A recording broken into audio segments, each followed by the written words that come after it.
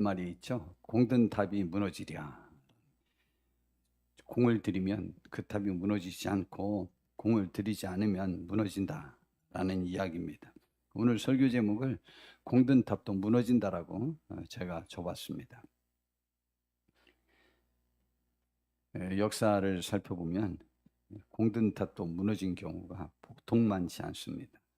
제가 오늘 그 사례를 제가 들면서 우리 하나님 말씀 가운데 서야 된다는 것을 말씀을 전하기 위해서 이렇게 공든 탑도 무너진다라고 제목을 지고 그리고 말씀을 전하고자 합니다.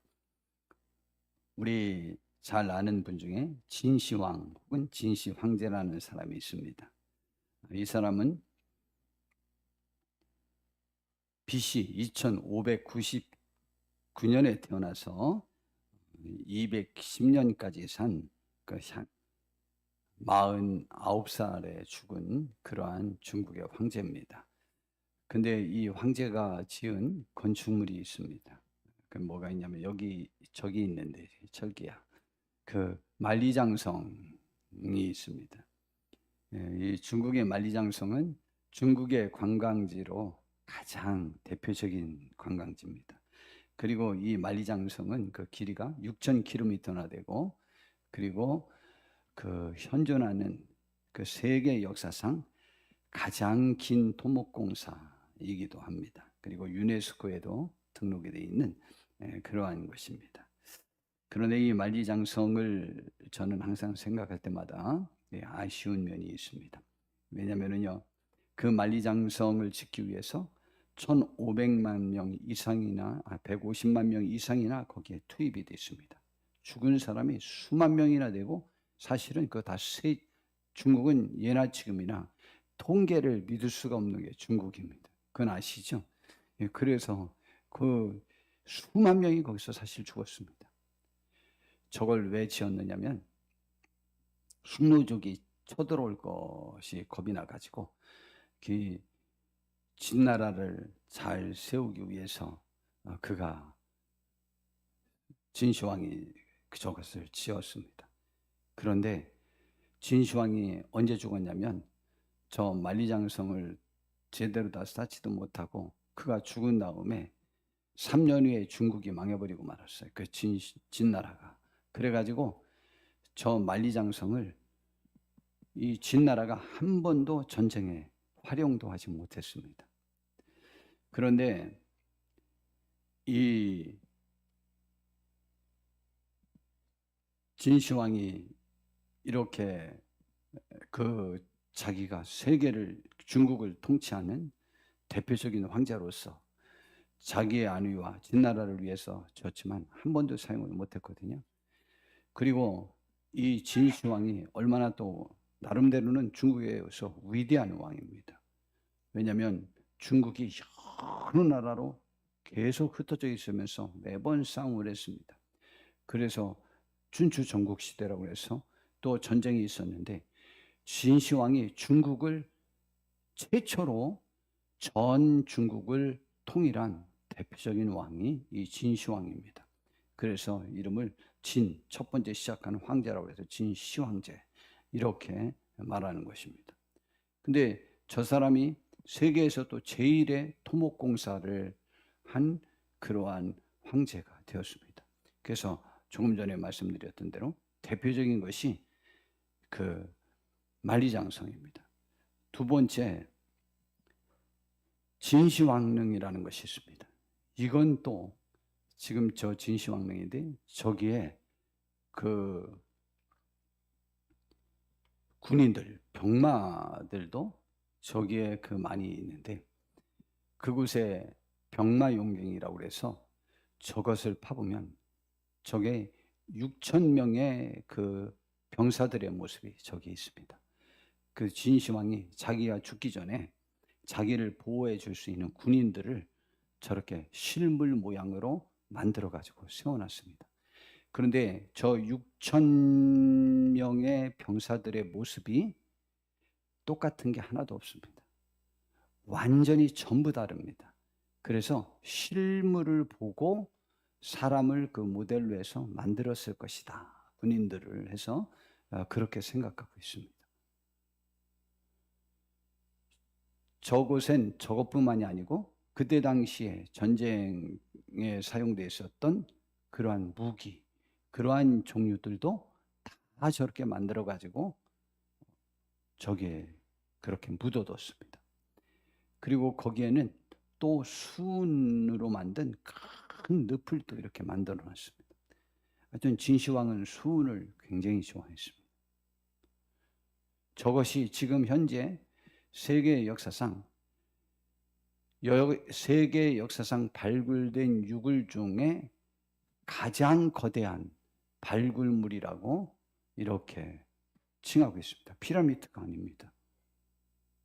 가장 그 규모가 크고 가장 무궁무진하고, 그런데 저것을 지금 중국에서 전부 지금 개발을 하지 않았거든요. 진시 왕의 능은 아직도 발견을 못했습니다. 그래서 이것만큼, 지금 발굴된 것만큼 더 많은 유물이 또 있을지 모른다고 그렇게 생각하고 있습니다. 그 다음에 아방궁이라는 것이 있습니다. 그래서 흔히 우리 헛된 꿈, 헛된 영화를 말할 때 진시황의 아방궁이라고 말합니다. 이 아방궁이 연희장을 만드는 거예요. 진시황이. 얼마나 큰지 알아요? 길이가 680m예요. 그리고 폭이 113m예요. 여러분, 연회장. 거기에 수만 명이 한꺼번에 들어갈 수 있는 연회장을 만든 거예요. 지금 이렇게 600 지금 80m, 110m 그러니까 에게 이렇게 하는데 이게 연회장이라니까, 연회장. 그러면 680m면 축구장 길이가 110m입니다. 그런데 110m에 6배가 길어요. 폭이 축구장 길이만큼 됩니다. 저걸 제수 70만 명이 동원돼서 저것을 지은 겁니다. 그런데요, 저것도 역시 마찬가지입니다.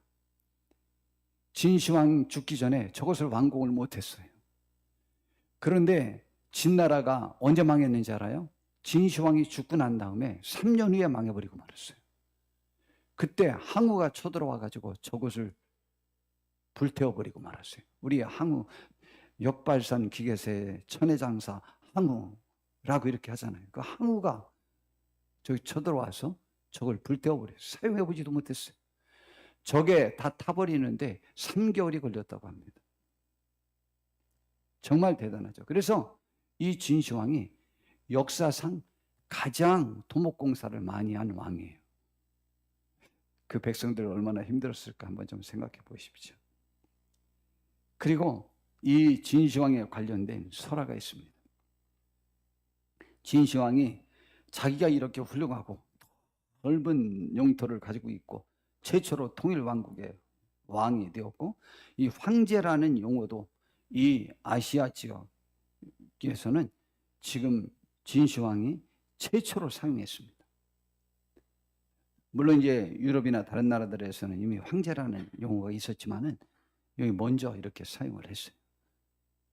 그리고 자기같이 훌륭한 사람이 죽지 않고 오랫동안 영토를 잘 보존하고 나라 발전을 위해서 힘써야 되기 때문에 오래 살아야 되는 거예요. 그래서 죽지 않고 불로 장생할 수 있는 그러한 약초를 구하는 데 대해서 또 그 일에 대해서 최선을 다했던 왕이 진시황입니다. 그래서 우리가 또 아시는 분은 아시겠지만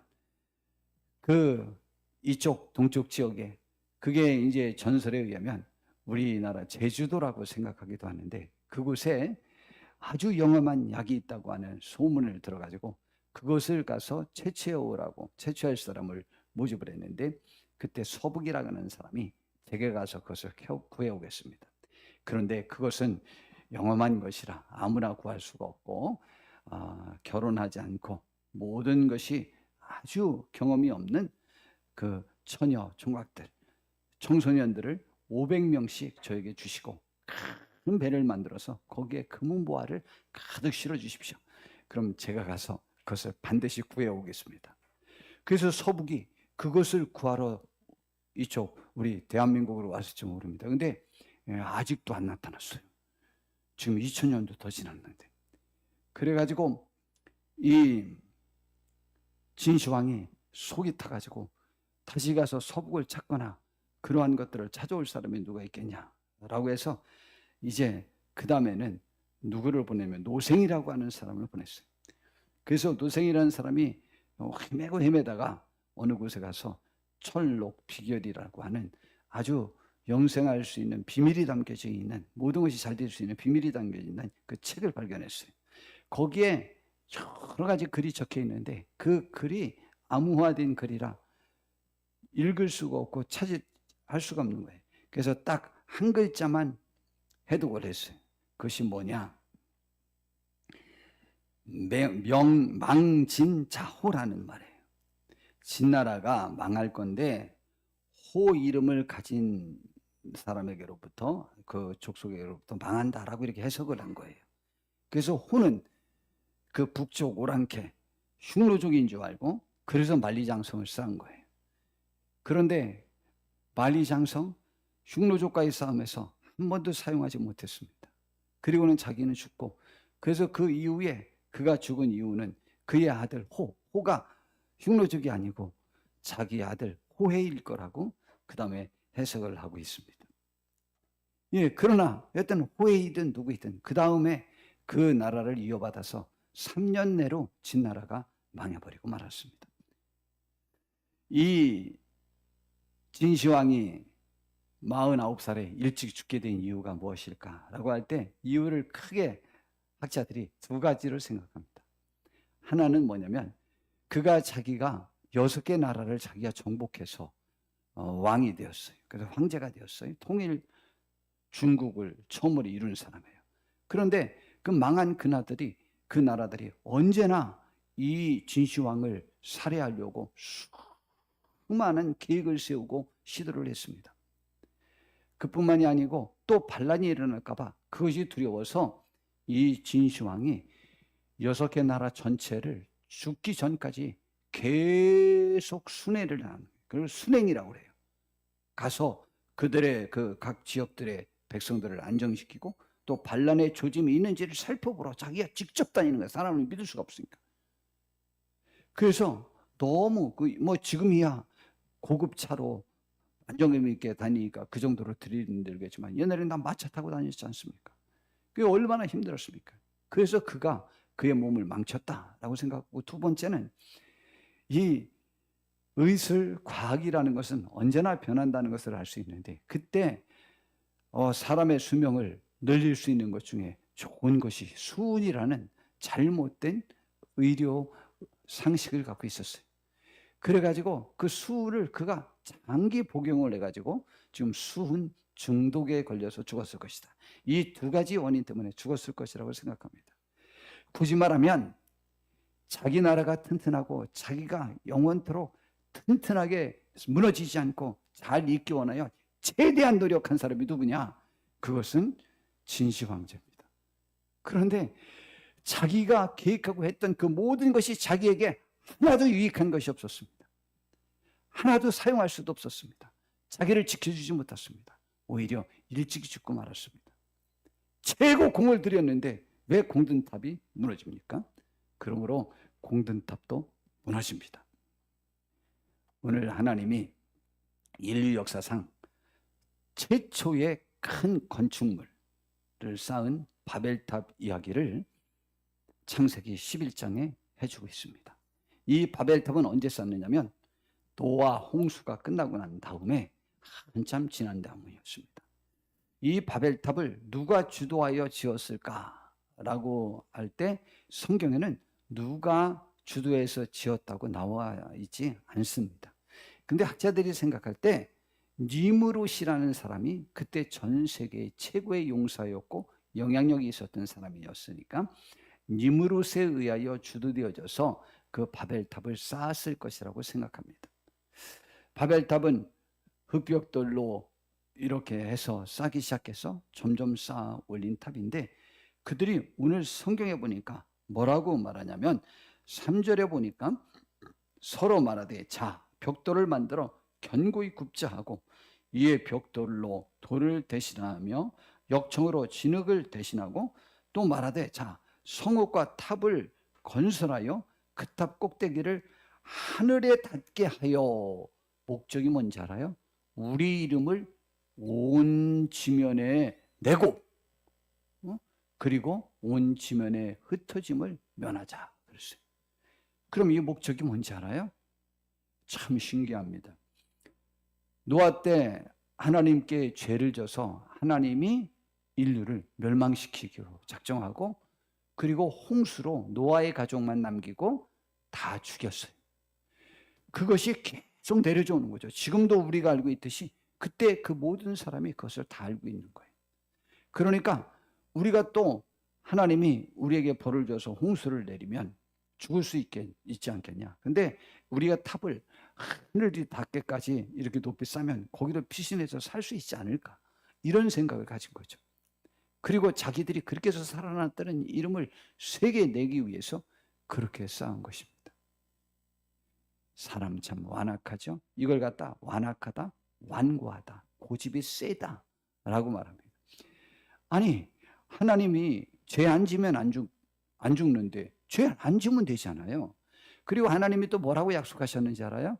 그 홍수 이후에 내가 이제 다시는 홍수로 사람을 멸망시키지 않겠다고 그랬어요.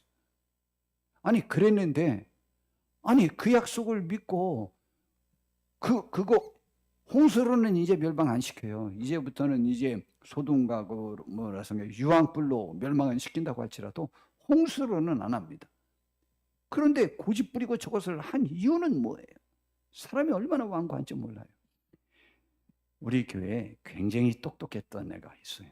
제가 자주 말하는데, 저기 유인정 집사님의 조카인, 우리 친정 조카인 그 유준하가 있어요. 유준하. 그것이 18개월 때에, 걔가 18개월 때에 서산 우리 털보 농장이라는 그 밤 농장으로 우리 교인들이 밤 주우러 갈 때 유인하 집사님 가정도 그때 갔어요. 걔가 18개월인데 턱시도를 그때 입혀가지고 걔가 갔어요. 10월 3일 날 갔을 거예요, 아마. 그랬는데 거기에서 밤을 주우려고 하는데 거기에 트럭이 있었어요. 근데 그 준하가 저한테, 목사님, 저 트럭 좀 태워주세요 그러더라고요. 그러길래, 야 준하야, 저 트럭 목사님 거 아니야. 저 털보 아저씨 거야. 그랬더니 그때 걔가 이러고 저한테 말했어요. 쫙 하더니, 목사님 저리 비키셔요. 그러더니 탁 돌아서서 우리 털보 아저씨, 우리 제 친구한테, 털보 아저씨 저 트럭 좀 태워주세요 그랬어요. 근데 그 다음에 어떻게 됐는지 저는 기억이 안 나요. 18개월에 제 차가 아니다, 그러니 내가 태워줄 수 없다 그랬더니, 저의 권한자가 아니니까 그럼 비키세요. 그리고 털보 아저씨가 말했어요. 18개월, 여러분 아기들 키워봤지만 18개월에 이럴 수 있는 아이는 아마 만에 하나 나올 거예요. 거의 없습니다. 사람의 IQ를 측정할 수 있는데, 성장하면서 내 아이의 IQ를 어느 정도 측정해 볼 수 있는 첫 번째 현상이, 말을 몇 개 할 때부터 정확히 하느냐가 굉장히 중요해요. 근데 말을 뭐 서너 살, 5살 때 하는 아이가 또 천재도 있긴 하더라고요. 그러나 대체적으로 그렇고, 또 하나 뭔지 압니까? 서울법대에 들어가는 사람들에게 한번 물어보십시오. 몇 살 때에, 몇 개월 때에 기억이 남았나? 그들은 10중 8구가 거의 대부분이 돌 전후 이전의 사건들을 기억하고 있습니다. 돌 사건과 돌 전후 이전의 사건들을 기억하고 있어요.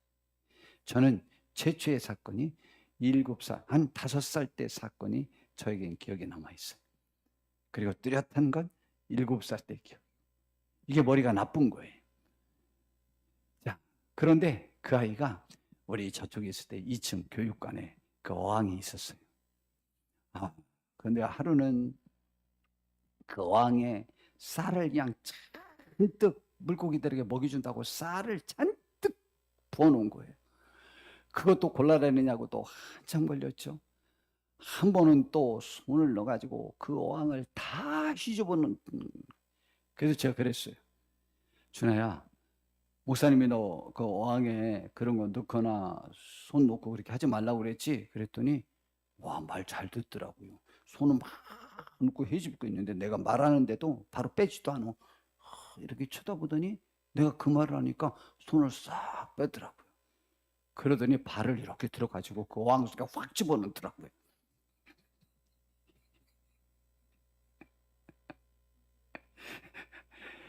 어이, 손 넣지 말라니까 발 넣었잖아요. 얼마나 애가 그렇게 착한지 몰라요. 그런데 그가 아이니까 애가 똑똑하고 빨리 머리가 돌고, 똑똑한 얘기하니까 우리 하나애들, 우리 선명이 아들, 걔한테 내가 설명을 못 해준 게 지금 계속 언제 오면 내가 말해주려고 하는데, 여기 중간에 펌프가 있잖아요. 요 계단에. 그걸 계속 쳐다보고 만져보는 거야. 얘 너 왜 자꾸 만져? 하고 엄마가 막 그러고 막 그러는데 걔가 그걸 이렇게 선명이 아들, 이렇게 이름이 뭐지? 이름이 지한이가. 그런데 이게 왜 물이 계속 나오는데 물이 안 넘치지? 그 말을 하는 거예요. 이야, 선명하게 똑똑하네, 그거. 내가 좀 설명을 좀 해주려고 그래요. 그게 여기 있는 물이 돌아서 이렇게 와가지고 다시 또 이쪽으로 나가서 이렇게 나오는 거야. 그래서 이게 안 넘치는 거야. 내가 설명을 이렇게 한 데는 해줘야 되겠어.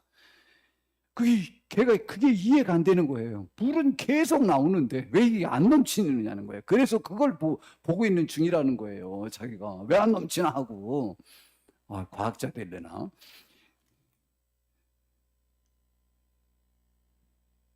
그런데 준하는 자기 생각에 저에게 반발하고 싶은 마음으로 그거 하진 않았을 것 같아요. 그런데 우리는 하나님의 말씀이 무슨 말씀인지는 알아들었는데도 불구하고 고의로 하나님의 말씀에 대항하는 사람이 많습니다. 저기 지금 하나님이 왜 세상을 멸망시킨 거 몰라요? 니무롯이 몰라요? 그때 당시에 사람들이 몰라요? 다 알아요. 죄 안 짓면 되는 거예요. 죄는 짓고 피하고 싶은 마음에 저것을 한 것이죠.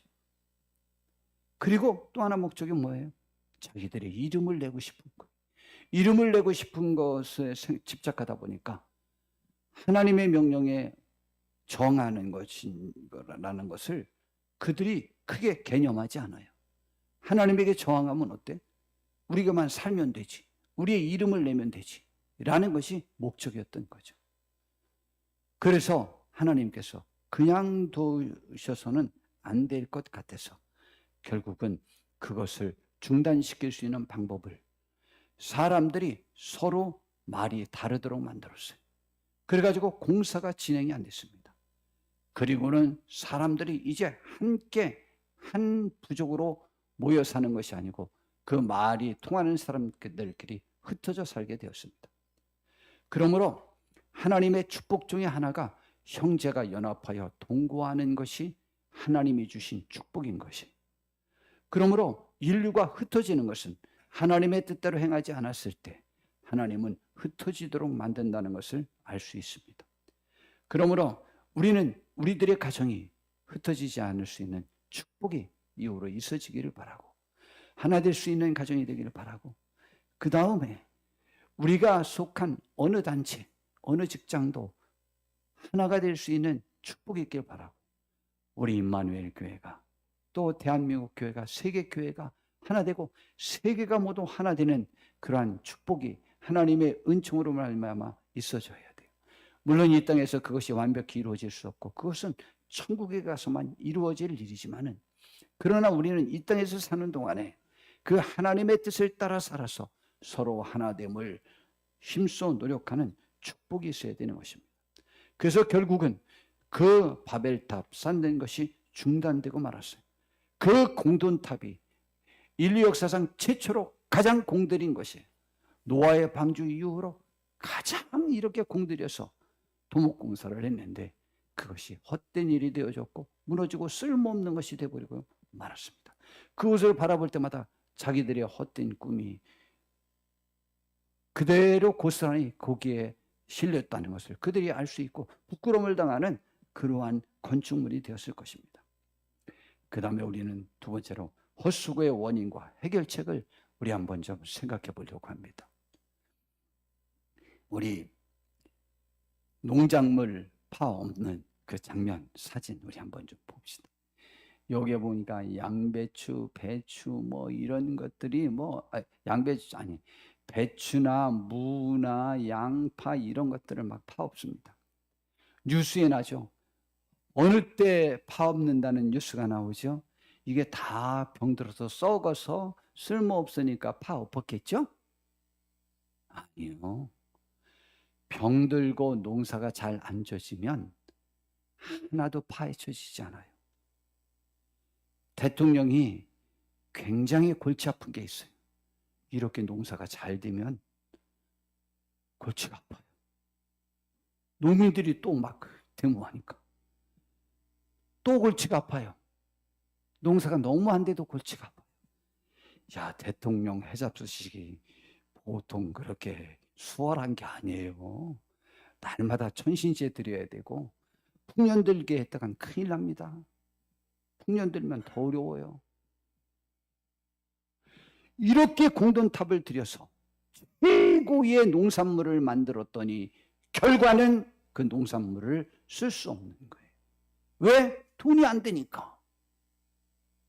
그래서 출하를 하고 그것을 수확을 해서 출하하는 과정에 경비가 들어가는 것만큼도 손해가 나니까 화가 나니까 파업하는 거예요. 너무 아깝죠. 그걸 좀 공부 좀 하지. 필요한 사람 와서 전부 뽑아가라고. 그러면 우리 교회에서 차 여러 개 다 가져가서 다 뽑아오고 다 사용할 건데 말이에요. 여러분, 이렇게 공들였는데 왜 쓸모없는 것이 되죠? 여러분, 공들인다고 다 되는지 압니까? 성경에서 가정에 대하여 하나님께서 아주 귀한 말씀을 주십니다.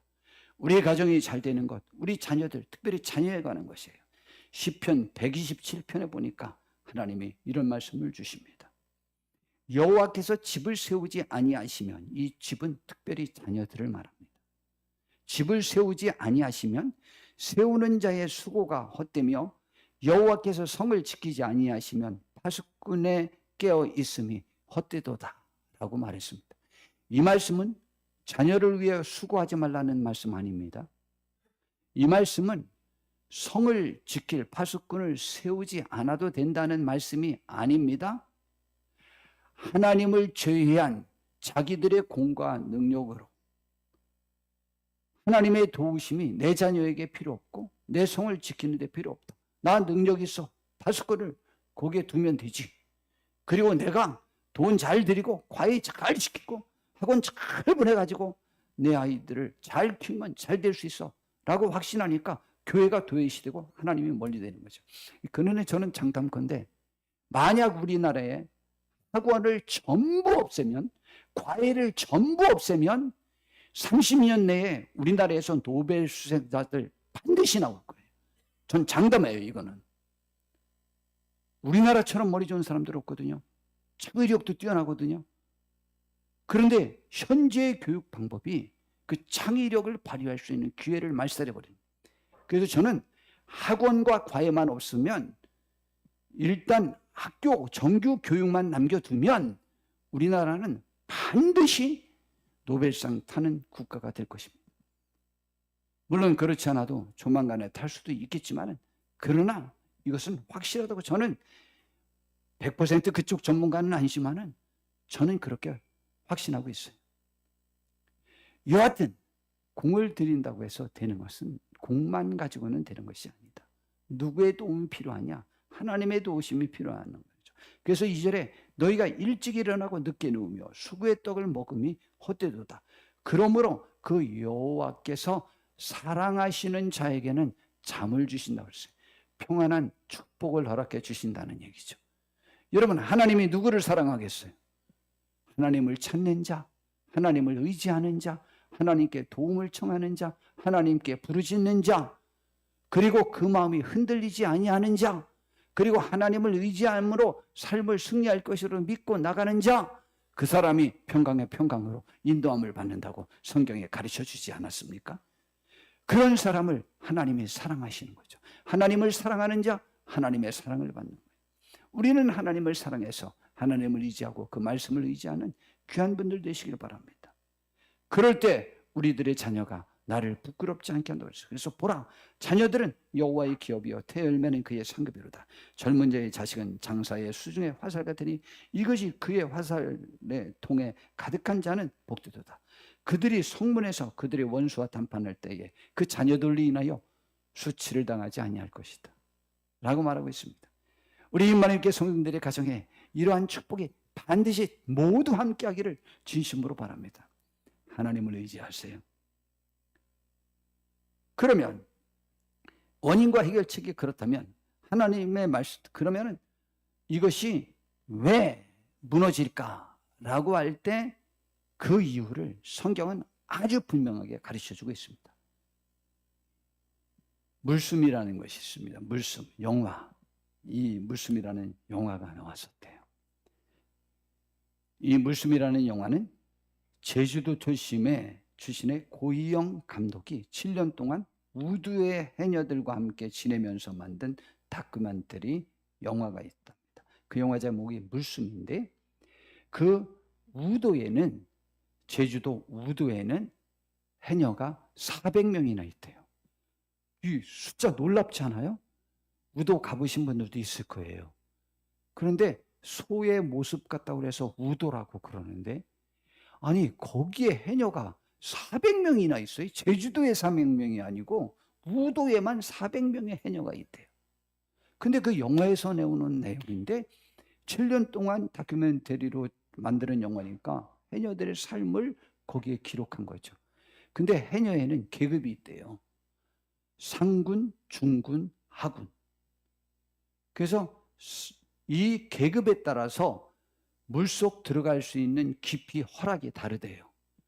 상군은 15m에서 20m까지 들어갈 수 있고, 하군은 중간, 중군은 중간, 하군은 맨 가에 그 몇 미터 안 되는 그곳에서만 작업을 해야 된대요. 이걸 어기면 안 된대요. 이게 아주 계급처럼 정확하게 돼 있답니다. 그런데 그들은 이 계급에 대해서 조금도 불만을 품지 않는데요. 부러움의 대상이진 않지만 그것 때문에 어떤 갈등은 일어나지 않는데요.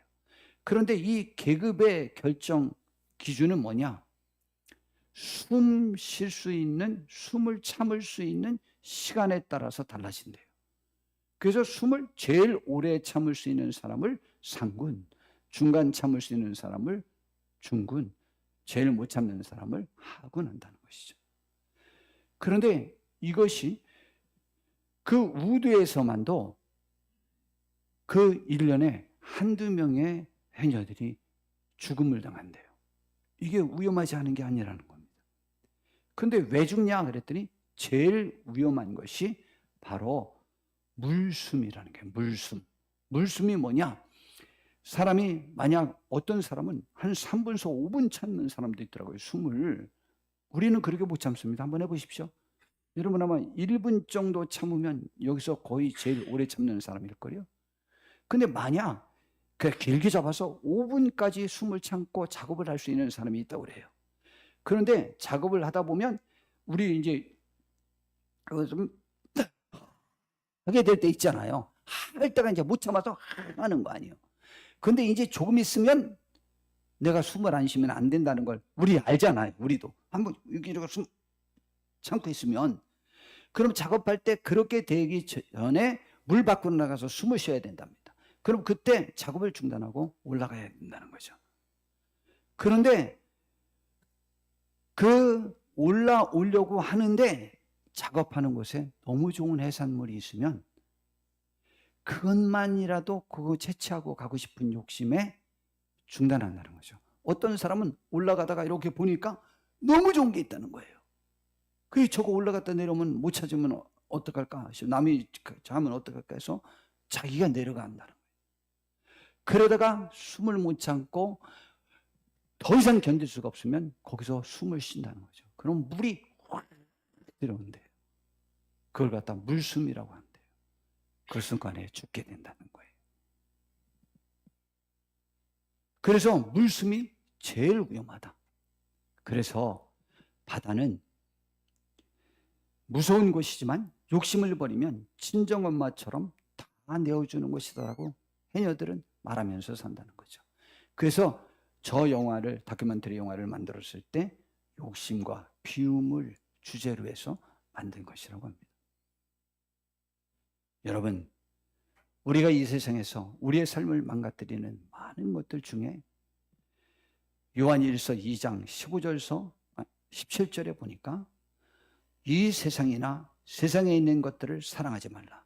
누구든지 세상을 사랑하면 아버지의 사랑이 그 안에 있지 아니하니 이 세상에 있는 것이 모든 것이 육신의 정욕과 안목의 정욕과 보이는 정욕과 이생의 자랑이니 다 아버지께로부터 온 것이 아니요 세상으로부터 온 것이라. 그런데 이 세상에로부터 온 것은 어떠한 하나님께로부터 온 것과 무슨 차이가 있느냐? 이 세상도 그 정욕도 지나가되 오직 하나님의 뜻을 행하는 자는 영원히 거하느니라. 굳이 말하면 이 세상의 것은 헛된 욕심, 그 욕심은 헛된 결과물을 낼 수 있다고 하는 것입니다. 그래서 고린도전서 7장 29절에서 31절에 보니까 또한 이렇게 말합니다. 형제들아, 내가 이 말을 하노니 그때가 단축하여진 고로 이후부터 안에 있는 자들은 없는 자같이 하며, 그 다음에 우는 자들은 울지 않는 자같이 하며, 기쁜 자들은 기쁘지 않는 자같이 하며, 매매하는 자들은 없는 자같이 하라 그랬어요. 그리고 이 세상 물건을 쓰는 자들은 다 쓰지 못하는 자같이 하라. 이 세상의 외형은 지나갑니다. 성도 여러분, 이것은 우리들에게 너무 삶의 중요한 교훈을 가르쳐주고 있는데, 삶의 여건과 환경이 나를 지배하지 못하게 하는 것이죠.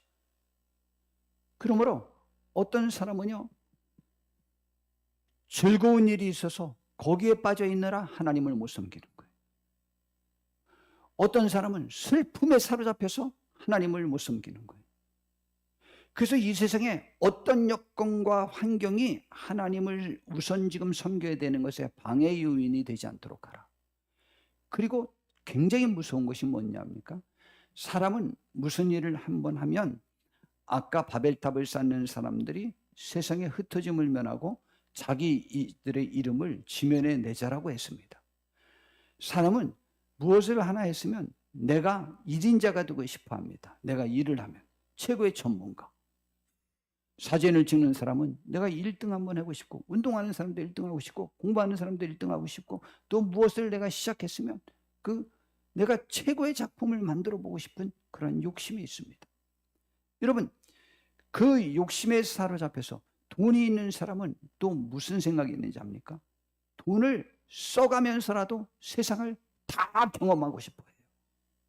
그래서 음식을 좋아하는 사람은요, 세상의 모든 음식을 다 먹어보고 싶어 해요. 여행을 좋아하는 사람은 세상에 자기가 제일 여행 많이 하는 사람 되고 싶어 해요. 다 하고 싶어 해요. 여러분, 이렇게 우리는 이 세상에 있는 것을 내가 다 해봐야만 된다고 생각하지 마십시오. 우리는 이 땅에 있는 동안에 하나님의 뜻을 흡족히 행하는 것이 필요한 것입니다. 왜냐하면 이 세상의 외형은 다 지나가기 때문입니다. 지나가고 없어질 것에 우리의 삶의 전체를 너무 진력하지, 전부 소비하지 말라는 것입니다. 그래서 주님께서는 이러한 경고를 우리에게 주셨습니다. 왜 무너지느냐? 무너지지 않는 비결을 가르쳐 줍니다. 마태복음 7장 21절에서 27절에 보니까 나더러 주여 주여 하는 자마다 다 천국에 들어갈 것이 아니요 다만 하늘에 계신 내 아버지의 뜻대로 행하는 자라야 들어가리라. 그날에 많은 사람이 나더러 이르되 주여 주여 우리가 주의 이름으로 선지자 노릇하며 주의 이름으로 귀신을 쫓아내며 주의 이름으로 많은 권능을 행하지 아니하였나이까 하리니 그때 내가 그들에게 밝히 말하되 내가 너희를 도무지 알지 못하니 불법을 행하는 자들아 내게서 떠나가라 하려니와. 예, 법을 어기면, 법은 하나님의 법, 하나님의 말씀을 어기고 하나님이 본래 요구하고 있는 그 뜻을 벗어난 그 목적을 가지고 행한 모든 것은 하나님 앞에 쓰임받을 수 없다. 하나님 앞에 인정받을 수 없다라고 그 말씀을 주셨습니다. 여러분, 오늘 이 시간 우리가 하는 목적이 무엇이냐라는 것이 굉장히 중요합니다. 그 목적이 하나님의 법에 해당되고 하나님의 뜻대로 사는 것이어야만 그것이 남을 수 있다는 거죠. 병을 고치고 권능을 행하고 무엇을 행한 것, 내가 무엇을 했네, 목사직을 가졌었네, 내가 장로님의 직을 가졌었네, 어떠한 그러한 아무 소용이 없다는 거죠. 그러니까 나 이제 장로님 만들 거야. 성경에 그 직을 사모하는 자가 복이 있는 자라고 말했습니다. 그 직을 사모하지 않는 자는 하나님의 일을 사모하지 않는 거예요. 실제입니다. 그런데 사모하는 이유가 뭐냐면 그 직이 복이 아니고 그 직을 사모하는 그 마음이 하나님의 뜻에 해당해서 복을 주는 것이죠. 그래서 그 다음에 이런 말씀을 줍니다. 그러므로 누구든지 나의 이 말을 듣고 행하는 자는 그 집을 반석 위에 지은 지혜로운 사람 같으리니 비가 내리고 창수가 나고 바람이 불어 그 집에 부딪히되 무너지지 아니하나니 이는 주추를 반석에 놓은 까닭이라. 그런데 반대로 나의 이 말을 듣고 행하지 아니하는 자는 그 집을 모래 위에 지은 어리석은 사람 같으리니 비가 내리고 창수가 나고 바람이 불어 그 집에 부딪히며 무너져 그 무너짐이 심하니라. 요즘은 건축 기술이 달라져서 지금 반석 위에 집을 지으리라는 내용이거든요. 그런데 현재 건축 이론에 의하면 모래사장 위에 짓는 것이 더 안 무너진대요. 그러나 여기에 있는 모래사장은 어떤 모래사장이냐? 냇가에 짓는 것을 말합니다. 그 모래는 냇가에만 있었으니까. 그러니까 여의도에 건축물을 지으면 밑에 안반이 있는 집보다 더 튼튼하다는 거죠. 그런데 이건 지금 현재의 건축 기술을 말하는 것이 아니고 그때 당시의 모래는 냇가에 짓는 걸 말합니다. 냇가에 지으면 무너지는 거죠. 근데 안 무너질 수 있는 것은 뭐냐? 하나님의 말씀대로 사는 삶을 세운 사람, 그 사람이 무너지지 않을 것이라고 말하는 것입니다. 여러분, 이 불법이라는 거죠. 지금 특별히 주공아파트가 많이 무너졌다고 하는데 거기에 보니까 철골 구조가 본래 설계대로 들어가지 못했고 설계조차도 부족한 것이 많았다는 거죠. 그럼 불법을 행하면 더 많이 무너집니다. 그런데 이 세상에서 가장 중요한 법은 뭐냐? 이 법은 하나님의 말씀이라고 지금 가르쳐주고 있지 않습니까? 하나님의 말씀대로 삶을 살면 내 삶은 영원히 무너지지 아니하리라고 말씀해주고 있고 내 삶의 공적이 영원히 남을 것이라고 말씀하고 있습니다. 저는 오늘 아침에 이상스럽게 이 말씀을 이제 전하려고 2주일 내내 준비할 때는 그 생각이 없었는데 오늘 아침에 말씀을 전할 생각을 하니까 그러면 내가 40년 목회를 하는데 하나님 앞에 무엇으로 내가 지금 나 이거 됐어요 라고 하나님 앞에 가서 자랑할 것이 있나? 근데 번뜩 그러면서 무슨 생각이 드는지 알아요? 이제부터는 하나님 앞에 남을 일을 해야 되지 않나? 왜 이런 생각이 드는 거죠? 여지껏 저 하나님 앞에 그래도 열심히 살았다는 생각이 있었는데 오늘은 그런 생각이 들었습니다. 성도 여러분, 우리 하나님 앞에서 남을 또 하나님이 무너뜨리고 싶지 않을 그리고 영원히 인정받을 그러한 삶을 주의 말씀 가운데 살아서 그것을 우리들의 가정에서 세울 수 있는 복된 분들 되시길 바라고 우리 교회에서 힘써서 그러한 귀한 일들을 이룰 수 있는 분들 되시길 바라고 그래서 하나님 앞에서 영원히 무너지지 않고 영원히 남고 영원히 인정받을 수 있는 귀한 하늘의 사람들이 저와 우리 모두가 한번 다 되어봅시다. 우리 여지껏 많이 수고하셨지 않습니까? 이상스럽게 수고한 사람들일수록 자기의 삶을 더 돌아보는 특질이 있어요. 수고하신 귀한 분들 더 돌아보시고 더 귀하게. 그래서 있는 자는 더 받는다고 그랬잖아요. 우리 더 받을 수 있는 귀한 축복된 저 우리 모든 성도님들이 되길 바라고, 특별히 가정과 삶에 이런 하나님의 위로와 인도하심이 함께하기를 진심으로 바랍니다. 기도하겠습니다. 하나님 아버지, 우리를 인도해 주셔서 우리의 공든 답이 진정으로 공든 답이 될 수 있도록 말씀 가운데 행할 수 있는 축복을 허락하여 주시옵소서. 우리들의 가정을 주님이 세워주시옵소서. 우리의 삶을 세워주시옵소서. 우리들의 교회를 세워주시옵소서. 예수님의 이름으로 기도드렸습니다. 아멘. 이제 교회 소식